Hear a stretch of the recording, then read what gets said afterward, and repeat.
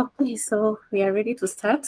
I hope everyone is ready for today's session. We are being graced by the presence of Victoria Yampolsky, the CEO of the Startup Station, who has helped over 1,000 founders to raise more than $50 million.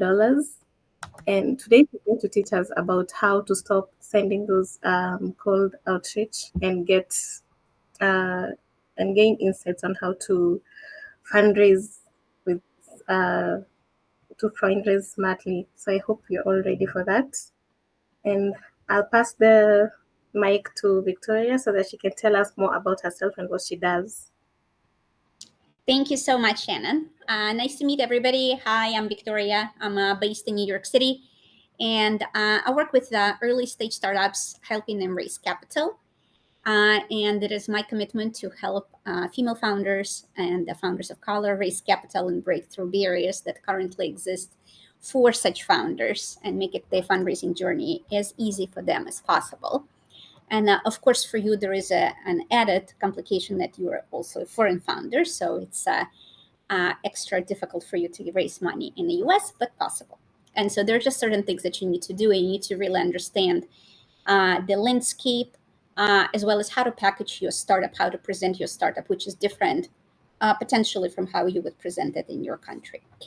So I've got a workshop that I'm going to go through. But just to, and I guess I'll talk about myself as I start the presentation. So that's what we're going to talk about today, smart fundraising strategies for revenue generating startups. If you are coming from Africa, you should definitely be a later stage if you want to raise money in the US, then let's say a startup that's based here. And then you should first get traction in your country. And what I actually recommend is that you enter into some market entry programs. There are accelerators that work with companies from other countries, helping them enter the US market so that they can try to help you understand how to enter. US is a very big market, a very fragmented, very expensive market to enter. So you want to have a very good go-to-market strategy when you do that.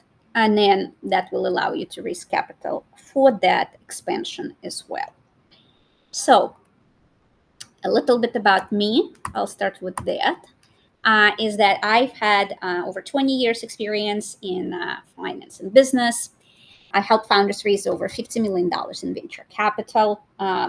Most of them are US startups, some European, some Australian. And my expertise is really, I'm a startup CFO, so my expertise is really helping founders translate their vision into a financial forecast that they can explain to investors. And you can think of a financial model as a story of what you're trying to do in numbers. And that story really should back up whatever your vision is. And if you're not able to tell that story in a way that is transparent and explainable and defensible to investors, it's going to be really hard for you to raise professional capital, because ultimately that's what they go to validate everything that you're saying.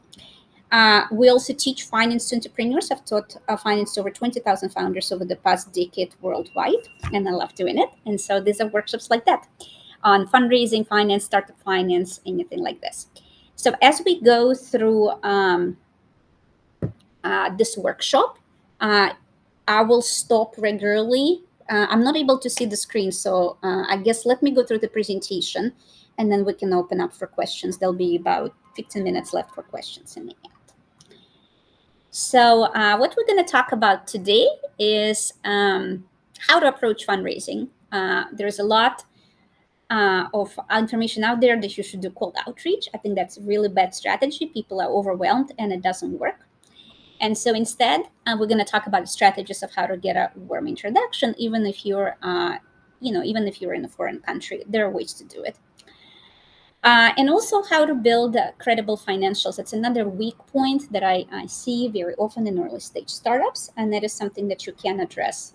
If you are an early stage founder, you should spend time learning finance. Even if it's not going to be your main function, you're going to have a finance team doing it later. You should still understand enough of the terminology and what different terms mean and how to read the numbers so that you can ask intelligent questions, and so that when you talk to investors, you can have an intelligent conversation. I unfortunately especially see it in women founders where they're afraid of numbers, and that doesn't help them in fundraising, or it doesn't help them in running the business either. So we can overcome that fear, and numbers can be your friend. Okay, so let's first talk about how do you build an investor's pipeline, which is a list of investors that will be a good target for you. So you're in Africa. Most of you, I've been told, are in Africa.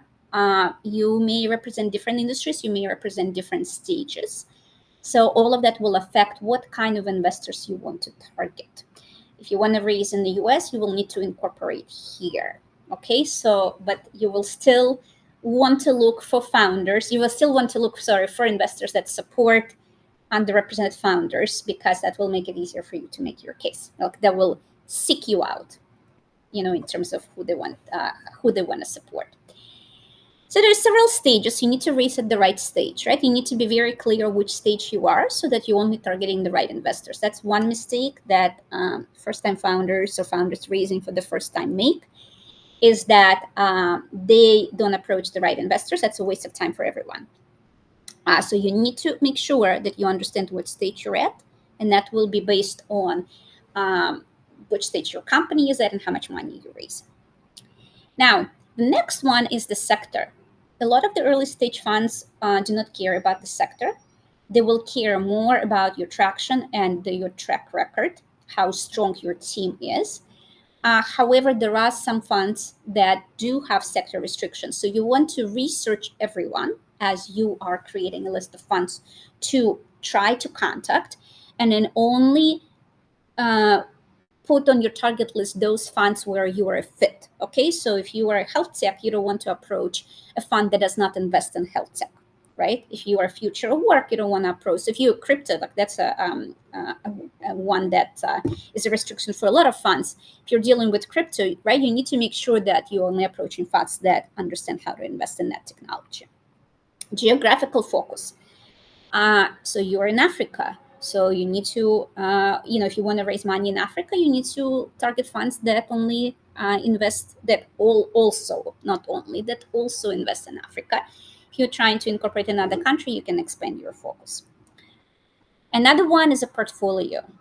That's an important one. So you need to look at their prior investments, and you need to make sure that they haven't invested in a similar company before, because if they did, most likely they're not going to make an investment in your company. And then, of course, you want to first focus on those companies where you have some way to get to them, and then we're going to talk about it next. Now, for those of you who are early on, and then let's say you don't have a team, what's important is to show a team information, and you can show it by creating your board of advisors. So your board of advisors will be senior people, and they will fill all the gaps that you have. So let's say that you are a technical founder, but you don't have any experience in marketing or finance or building scalable companies. So these would be the examples of advisors that you want to fund. If you are, let's say, creating technology in a specific industry, then it would help if you had an industry veteran who would say, hey, I believe in that product, right? If you're planning to expand to the US, right, it would definitely help to create a US board of advisors who would validate that your product has a market in the US, and especially around go-to-market strategy, sales, marketing, all the things that you may need to change as you adapt your value proposition in your product to another country. Similar, if you go to Europe, I would suggest the same strategy. You don't have to go to the US to expand. That's just where I'm based. Okay. So how do you look for a warm introduction? Now, LinkedIn is a great tool. If you're not on LinkedIn, you should be on LinkedIn. And this is an amazing way to start building relationships and engage with investors. And so the first thing that you want to think about is, of course, your network. And that would be, this community that can give you a lot of ways to get an introduction to somebody through the network of this community, but also everybody in your circle, people who you worked with, people who worked for you, your friends, everybody. You want to go to people who know you and know your accomplishments. Why? Because in the very beginning, if you're just building your startup, you don't have much to show. And so people who will invest in you, they'll invest in you personally, in your ability to execute. And to get a referral, it will mean more coming from a person who knows you and can vouch for you while making this introduction. That's why it's important. Now, uh, this is coming from my investor colleague. She does not recommend to involve your family. I mean, of course, it depends what kind of family you got and then what kind of relationships you have with them. But generally speaking, it will complicate things because the probability of failure is high, and you do not want to overpromise something to your family members who you have a relationship with and care about. So if they want to help you out and just give you money and they don't expect anything in return, and they're not gonna hang it over you every time there is a family holiday or you see them for whatever lunch or breakfast, fine. But if this is not the relationship you have, if they actually look at it as an investment and they're not in the position to truly evaluate the risk of investing in an early stage venture, that's not the right um, person to take money from. So talk to somebody who understands it, who understands, who's comfortable in the risk that investing in a venture at the early stage has, and who believes in you personally. So that's why friends in your network are a better fit. So how to make it happen? And I'm just going to put everything here. So let's say that you created the list that I talked about. Let's say typically should be a list of 50 to 60 funds, okay, that you want to target. You should really research those funds. It can be high net worth individuals, so people who invest in startups. If it's an earlier stage, if it's your later stage, there'll be a fund. And then you want to see how to get to them, right? So you do not want to send cold emails. You do not want to send an email. Sometimes I get an email and it's like literally 2 or 3 pages. Okay, nobody has time to read those emails. It's such a mistake. You need to come up with an email that's a paragraph that will pique somebody's attention to want to learn more. And then another mistake that people make is that they start, because they send a lot of these emails and they're lazy, they would start it with "Dear Sir or Madam." Okay, maybe that's respectful in your country, but not in the US. I don't know about Europe. In the US, that's laziness. You should address the person by name. You want to say "Dear," that's fine, even though just the name works just as fine. Jim, hi Jim, or Leslie, or like whatever it is. But "Dear Sir or Madam," that does not work. That's very spammy, and people will not respond to that. So how do you get a warm introduction if you cannot use a cold email? And especially there are so many services now that will send those cold emails automatically. They will get ignored. So one and really good introduction, okay, really good way to get an introduction is through another portfolio company. And it's always easier to contact another startup founder than, let's say, an investor, okay? So researching portfolio companies, finding the ones that maybe you can get through the network, or even reaching out to them unsolicited, that is still a higher probability chance of getting that introduction than reaching out to an investor directly. Another VCO board member. So that's actually another reason why it's so good to have a board of advisors, is because they help you get those introductions through your network, and their network becomes your network. A service provider, your lawyer or CPA, especially in the US, it's critical to have a good law firm representing you. A lot of law firms represent both investors and startups, and so they are in a position to connect you to investors if they believe in your venture. And coming from a good lawyer, that is actually that introduction is worth a lot. And if you're represented by a good law firm, that is also worth a lot. CPAs, it depends. I would say they have less relationships, but it's also possible, because every law firm needs to, every venture firm needs to have a accounting firm too. Okay. Now, what else? So let's say that you don't know any portfolio companies, your board of advisors cannot help you. can't really, you're like you were in a foreign country, your law firm is in a foreign country. Okay, so what do?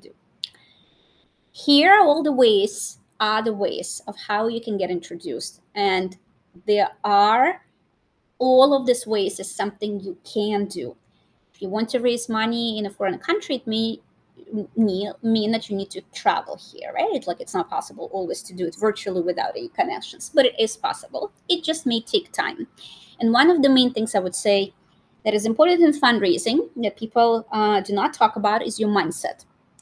Okay, you have to be prepared for a lot of no's. You cannot take it personally, and you also can't take it always to mean, oh, there is discrimination and everybody is against me. Because if that's going to be your mindset, that's going to be your journey. Okay, so yes, that's maybe the case, but it shouldn't matter for your journey. You should only focus on how can I make my pitch better? What can I learn from each interaction with an investor, with a service provider, with anybody who can help me come off as a better value proposition for investors? So you always have to separate the constructive feedback and ignore everything else. If it's not the right person for you, forget them. There will be, even startups that like the white men who are raising money, they still get 100 no's before they get a yes. Okay, and there'll be more for you. So you need to be ready for a lot of no's and take them in stride. Like it's almost like learning the market, figuring out what will resonate, how to talk about your venture, etc., etc. So networking, there's so many events right now in New York City where you can go and meet investors. In fact, the event that I'm doing right now, where we specifically match startups with investors, that's happening on October 8th. Now, I would say our event is a premium event where you're guaranteed meetings with investors. Typically, you'd show up and maybe there'll be some investors, you'd have to find them. But there's still many ways to go to just events. Anybody can go to these events and meet those people. Another way to get exposure is to participate in various pitch competitions. It could be pitch competitions in your country. Maybe you need to travel to a different country. I don't know. Maybe there is a big conference happening in a big city. Where are you from? Go to those events and get the publicity. It's very important for you as a startup founder to build your personal brand and to build the brand on your startup. The more visibility you have, the easier it is for you to meet investors. Portfolio companies we already talked about. Engage with investors on social media. Now, this is, I would say, an underrated way to do it, but I've done it several times where I begin a relationship with somebody by commenting on their post uh, in an intelligent way and then following up in a message on LinkedIn. And it resulted sometimes in extremely interesting collaborations. And so there is you have direct access to them, like we're all on social media. Do not go to investors that are very famous. Go to smaller investors and engage with them if this is like on your list. And then over several times that you make several posts, that can be a way to start building a relationship, even if you don't know them personally. Okay, but this is way better than a cold outreach. That is like, again, I do not do that one. Okay, so speaking engagement or thought leader articles, just like when you go to pitch competitions, if you start getting uh, opportunities to speak at events, at trade shows, at especially industry premium conferences, this will establish you as somebody who is a thought leader. And this is something that you want to do. You can also start doing longer pieces of writing. This is not something that I see early stage founders doing. And even in the event that I'm doing now in the US, and there's so many founders that are replying and they want to come and they want to talk to investors and they got nothing. They don't even have a product. And what would you talk to investors about? Nobody will invest in you. Nobody will take you seriously. And this is a misunderstanding, right? You need to be at a certain stage, right? You need to make sure that you're satisfied the investors' criteria to talk to them. And yes, you should start building relationships with investors 3 to 6 months before you actually get funding. But if you're too early, they're not going to be building relationships with you either, right? So you need to have enough going on where you are an interesting conversation. Alumni network. So I mean, if you want to raise in the US and you are in Kenya, so that may not be the one for you. But if you went to let's say you want to raise in a country where you went to school, that's a good source of leads potentially, especially if there is an accelerator, if there is an entrepreneurship list or anything like that, like it exists here. Accelerating venture studios. Now, venture studios is a new thing in the US. I don't know if it exists in Africa. And then these are companies that would actually take a pretty large stake in your company, 30 to 40%, but they would build your MVP. So they would get engaged really early. And then they would help you build it. They would essentially become a co-founder and then will provide their services for free. So for those solo founders, especially, it can be a really interesting option because it de-risks a lot of the um, risks around building an early stage product, especially if this is your first time doing it. Founder communities, such as the one that you have here, maybe there are other ones. This is a great way to also get introductions. Advisory board we talked about. You can pay somebody, of course. And then creating content. So not only that you write some thought leadership articles that you can feature on your LinkedIn, your website, etc. You can also create videos. People like watching videos. They're short. It's an interactive form. So these are all the ways in which you can start creating those connections or build the environment within which those connections can be created, even if you don't have a network. Okay, it is possible. Other people have done it, and so can you. The only thing I would say is it takes time, it takes effort, and it takes a mindset to be resilient. Right? Those who do not give up will succeed long term. So, when do you begin building relationships with investors? To answer the question about all those startups that apply to my vendors, like way too early, there is a right time to start the fundraising process. And what is that time? You have created the MVP or it's in sight. You have a co-founder and a team information. You just got your first revenue or contract, and you have a clear business vision and plan. Now, it doesn't mean that you're investable right at this point, because typically investors want to see more traction even if you're pre-revenue before they give you money. However, if you have all of those things, at least that's the right time to start speaking with investors, so that when you get to the point when you're ready by their metrics, right, you would have already built a relationship and established trust, and that takes 3 to 6 months. You have to be more than a team and dream and a PowerPoint in order to be interesting to investors. Okay, you can't just have, hey, like these are the things that I'm planning to do on paper, and I haven't really gone and validated it, etc. I had one company actually apply from Africa to my event, and they were just too early to compare it to the other startups. And so for them, it didn't make sense to come to my event specifically. So it has to be also like, if you're going to choose events, it has to be the right event, right? It has to be the right audience, so that you can get the value out of this interaction based on where you are. So for that startup, they need to go to much earlier stage events as opposed to our event, where we accept startups that have done something already.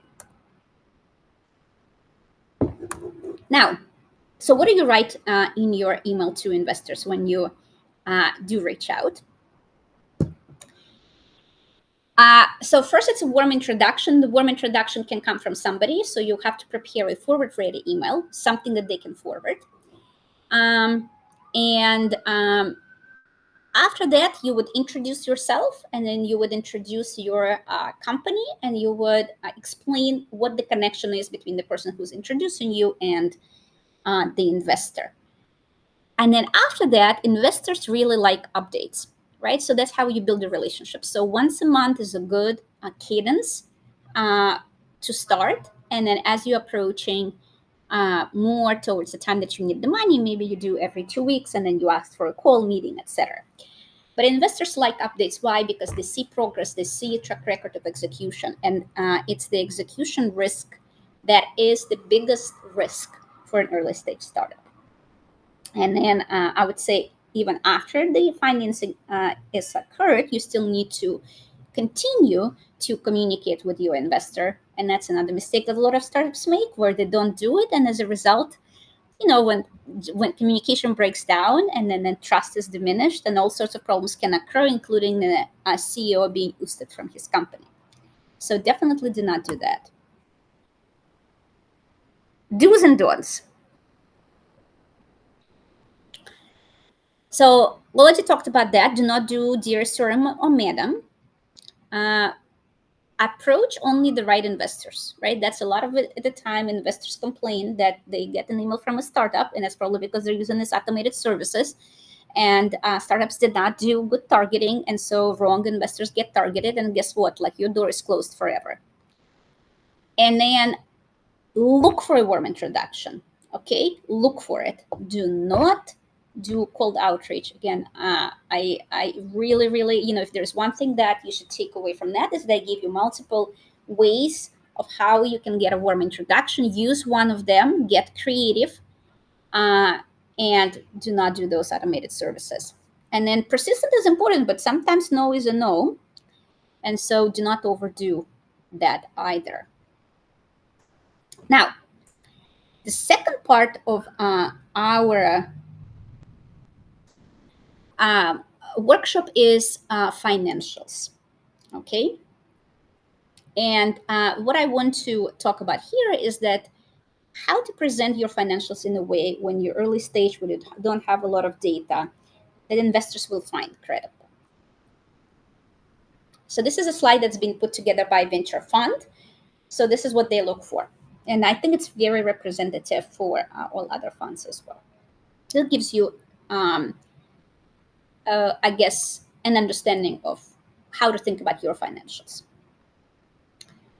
So here, when you're very early, you need to have your product and service roadmap when you're gonna roll out different features, different revenue streams, etc. You go to market strategy and financial assumptions and logic for your business model. So it's still a forecast, but maybe it's a 3-year forecast. And you will be challenged in different things. The second you start having some metrics, which is the later stage, then you need a pro forma, like a regular financial model that will have all of the components, all of the financial statements, etc. The one mistake that a lot of founders make is that they would only create an income statement, which is fine. It's an important statement, but it's only one of three that describe the company. The other two is cash flow statement and a balance sheet, which describes your financial position. And if those are missing, at the end of the day, you don't really understand what's going on completely. Neither do the investors. So what makes a financial model credible? Number one is transparency. A lot of the models make one of the two mistakes. They project revenue either as a percentage of market share, or they increase the number of customers or users at some arbitrary growth rate. And while that would be fine for a later stage company because there's a lot of data and understanding of how those numbers can be achieved, for an early stage company, it's not a good idea to do it this way. You need to model your go to market strategy. You really need to think through how you're going to convert those customers so that you tie your capital constraints, the timing, the what strategies you're going to use, how many people you're going to need to execute, etc., to the results. If you don't do that, there is a real disconnect between what you think in your mind, in your fantasy world, and what you actually can deliver on. That's the biggest way. The revenues are, which is your business model, is the most complicated thing to do for an early stage startup, and it's typically done badly. And that is why a lot of investors do their own projections. They don't believe the numbers, etc., etc. You need to think through what you're going to do. Right? That's your plan. That's your company. It's almost a way to write down your goals in a quantitative form, and that's extremely important, as you know from the psychology perspective, because when you write them down, you increase your chances of getting there, even if the path is not going to be exactly how you think. Completeness. So that represents interdependencies, cash flow, operating and labor requirements for strategy implementation. So a lot of the times you may have, the more revenues you have, let's say, you will have to scale your operations department or customer service department, etc. And so those, if you make those costs fixed, then as you change your growth assumptions, you're not going to have the correct bottom line, because if you increase your revenues, let's say, your costs will be underestimated. If you decrease them, they will be overestimated another way. It's not going to be the correct picture of what is going on. So it's important to understand how all of the functions of the companies are interrelated, which ones of them depend on each other, and reflect that in your financial model so that the decision making is done more correctly. Now, robust logic and formulating assumptions. Assumptions are inputs to your model. They are the bricks in your company foundation. These are your strategic decisions. And the more thought you put into them, the better the result is going to be. So if you're just going to do a bad job, if you're going to take them from the internet, from ChatGPT, et cetera, like I've seen some startup founders do, that is not a good idea. Okay, it needs to come from your strategy, it needs to come from your thought. If you're not sure, you need to talk to your advisors or mentors and really think about what each number is going to be. Metrics, right? You need to know which metrics define your success. For each company, there has to be a list of 3 most important metrics that you track, and you need to be able to articulate them, not only you, but every employee in your company. Risk assessment and mitigation. So a financial model can be used to run different scenarios. You can present 3 scenarios at once, or you can just have one scenario and understand the impact of changing various variables by running those scenarios, by changing that variable and seeing what the result is. And finally, a financial model needs to be built in a way that is easy to understand. There are some models that are super complicated, not built well, and so it actually doesn't serve you, just like it doesn't serve you not to think through the numbers. It doesn't serve you to build a model that nobody can understand. So this is the models that we built at the startup station, and this is how a later stage model should look. Do not be alarmed.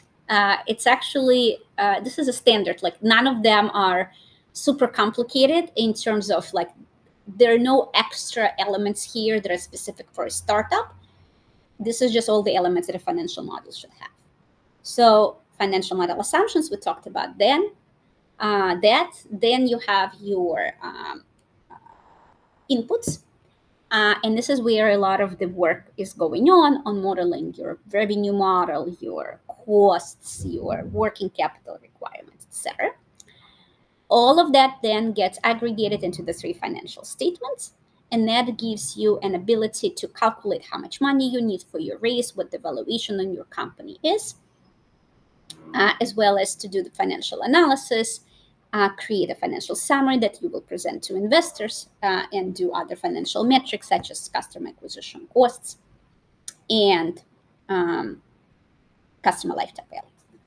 So I will skip the walkthrough. So that's the same. It's essentially the Excel built in the exact same way. And I want to go over in the last part over the questions that investors may ask you that you need to be ready to answer. Specifically when it comes to finance, because that's a weak point. And a lot of the times when founders are asked these questions, they not able to answer. And if you're not able to answer those questions, you lose your opportunity. You only have one shot, with each investor, unless there is some personal connection. So typically it's one shot. So when do you expect to break even, and what top 3 key metrics most impact your business model?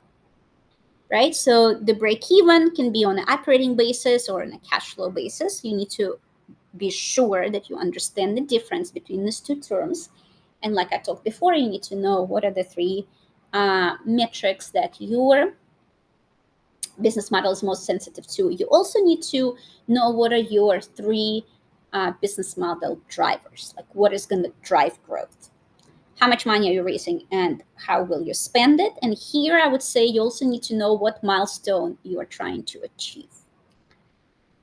Does your financial model clearly show how your business generates revenue, including pricing strategy and projected growth? This is talking about the transparency. This is talking about modeling the go-to-market strategy, like I explained before. And do not do the mistakes that I've mentioned, which is model your revenue as a percentage of market share, or it's or your number of users or customers increasing at some arbitrary rate that you can't really explain. Right? So the idea is that you need to be able to explain everything that's in your finances. Okay? So if you don't understand something, if you're guessing something, then that's a bad number. And start thinking about your financial model as a plan, as opposed to, well, how do I know how many customers? Like, that's not the question that you should be asking. You should be saying, okay, so I'd like to convert 10 customers. Let me work out, like, what will that mean? How many people will I hire, etc., etc. Once you lay out the decisions that you will make in order to generate certain results, it will be clear whether or not this is feasible. What's your profitability outlook for the next 5 to 10 years, and will that require more raises? The model will actually show you your balance sheet. Cash balance will turn negative. You require more capital at the later stage. What are your top fixed and variable costs? This is on your cost structure. You should know like where the spending is and how will they evolve as your business scales. Cash flow, like I said, most startups miss the cash flow completely. That's a mistake. That's the most important thing you should track as a company, is how much cash you got. And then as you talk about your fundraising needs, of course you need to know how many months that's going to last you for, and then build in contingency in there so that you account for something unexpected.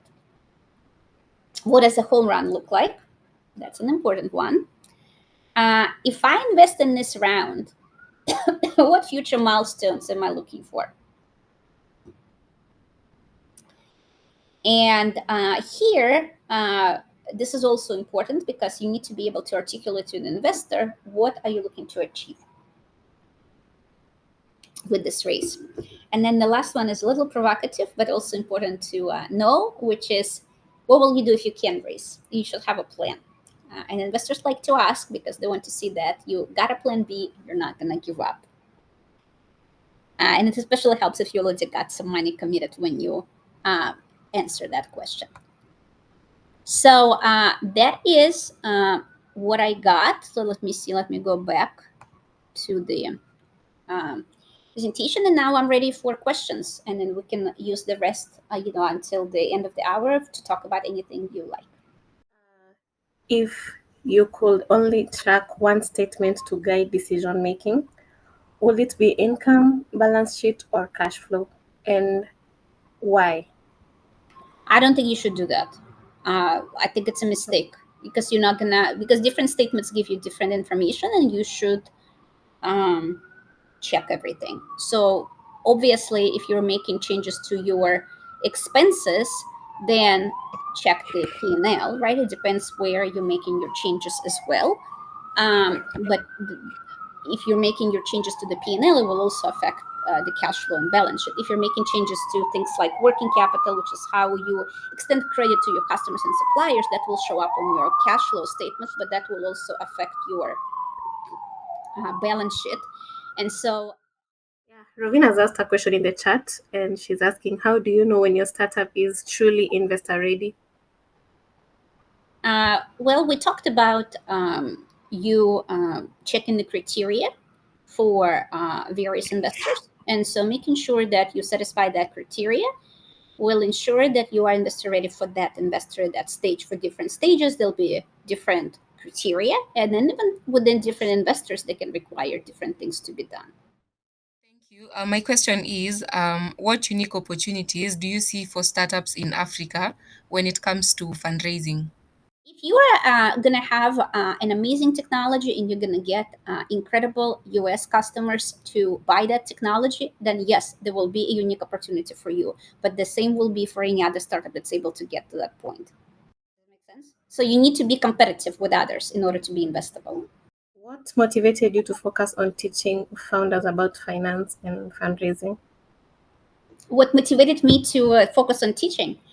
What Yeah. I have an acting background, so I love interacting with people, and that was a way for me to build on this background while also helping people. And I believe education is the way to make a lot of impact of one to many as opposed to one-on-one advice. And so I love doing it. And also when I started, it was a way for me to meet a lot of startups and get clients. So it was a great marketing tool. How do you deal with investor pressure after raising capital? Um, so here, this is what I would say. Uh, we talked about investor communication, right? And regular investor communication will go a long way to setting expectations and to managing risk. Now, if you are not able to deliver, that may happen, but you need to own up, right, to your deficiencies if that's the case, and you need to come up with a contingency plan. You have to be honest, right? Your integrity as a person and your integrity as a startup, that's the foundation of investors' trust. If they stop trusting you, they're gonna oust you, right? Because at the end of the day, they answer to their investors, and they are also under pressure from them to deliver on returns. So you have to be very responsible when it comes to taking someone else's money. They're not a gift. And even, by the way, if you get a grant, that is also not the reason to be financially irresponsible, because that's, I mean, if you do that, then you waste that money. So financial prudence is extremely important. And so I would say that the way you manage the pressure is that you have good financial controls, you communicate regularly, and you're honest. Okay, and then you're open to feedback. So if an investor says, hey, let's try doing this, you don't immediately say no, because that doesn't align with whatever you're thinking at the moment. Your ego, and that's actually some funds do not like founders with egos. They actually actively screen for that. Your ego can really get in the way there. You do not know everything. You can be very smart, you can be very passionate about your product, but you do not know everything. And it is useful to listen to market feedback, and it is useful to listen to other people. You don't need to necessarily compromise on your long-term vision or on the mission of your startup to take some advice and to see how you may need to tweak the way to get where you want to go. So yeah, that's how I would answer this question: communication, accountability, good financial controls, flexibility, and work on your mindset to manage your own pressure. I think that's pretty big. Yeah, the main thing is, you have to do your research, and you cannot give up. It's a very difficult process, difficult for everybody. Lots of negative feedback, and people communicate at the level of their abilities, right? It's not a reflection on you, it's not a reflection on your startup. Some people are just more emotionally mature or less emotionally mature. You just can't react to that. Just let it wash over you. It doesn't matter. You have to believe in yourself so much that you're going to find the right investor, and that you're going to make it work. And it doesn't matter that you're in Africa, and it doesn't matter that you're a woman, and that nothing matters. You just care about making a difference. That's what's going to drive the success. Because if that's the mindset you have, you're just going to figure things out. It's just going to work out. Maybe not immediately, and maybe it's not going to be easy, but it will. So that's my biggest advice to all of you, is not to focus on any barriers, but instead to focus on the path to your dreams. Okay. Well, thank you so much, everybody, and good luck with your startups.